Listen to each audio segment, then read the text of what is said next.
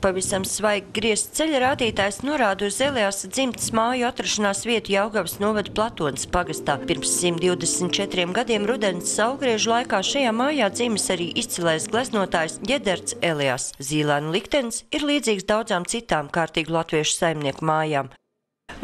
Šajā mājā Elias dzimtes pārstāvji ir dzīvojuši līdz pat 1949. gada 25. martam, kad mākslinieka Ģederta Elias māti aizved uz Sibīriju. Vēlāk mājā dzīvoja vietējā kolhoza ļaudis, bet sagaidot Ģederta Elias 100. jubileju, tika nolemts māju atjaunot. Tas bija 25 gadus atpakaļ, kad es katru dienu braucu šejieni un komandēju remontu celtniecības iecirkni, kurš galīgi slikti strādāja. Un kas tuvojās? Tuvojās Eliasa 100 gade, ja?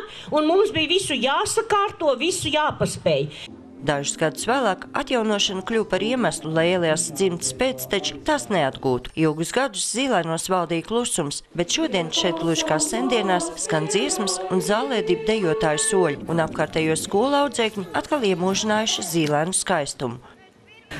Katru mēnesi mēs gājām tādā vizītē, apciemot Ģedertu, un vienmēr jau visās sarunās šie zīlēni tika stāstīti, un vecā mamma man ir stāstījusi, kādi Latvijas kultūras darbinieki šeit ir viesojušies un kādas jubilejas ir svinētas, gan saimnieka Jāņa Eliasa, gan arī tur Kristapa jubilejas, un arī Ģedertam viesi ir braukuši šeit. Ja. Tā kā faktiski bija ļoti rosīgi, cilvēki brauca šeit. Iecerēts, ka turpmāk šī varētu būt vieta, kur nevien atcerēties Eliasu dzimtu, bet arī latvisko tradīciju kultūras centrs. Sandra Letāna, Andris Pāns, TV Spektrs.